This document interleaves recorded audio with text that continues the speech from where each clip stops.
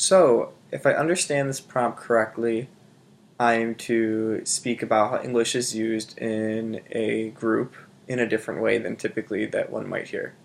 So, for my example, I would say that a variation of English that I hear commonly is amongst Middle Easterners. This coming from the fact that I am a Middle Eastern male from a second generation family, meaning my parents moved from a different country.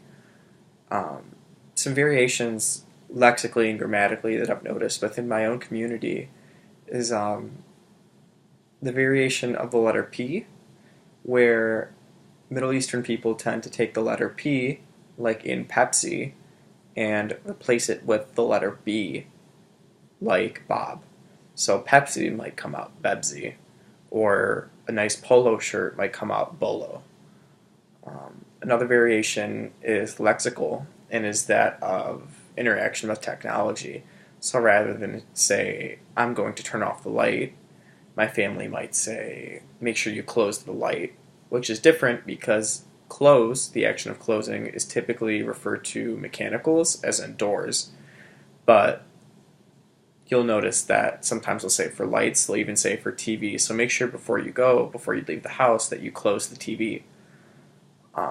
Some other variations could include, super stressed vowels or elongated consonants that might go out to the end of it.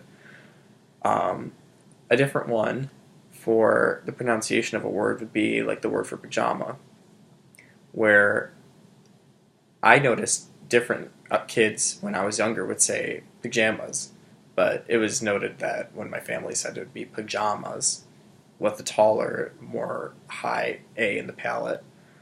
Um, that kind of concludes some of the different variations that I've heard in English language within a different group.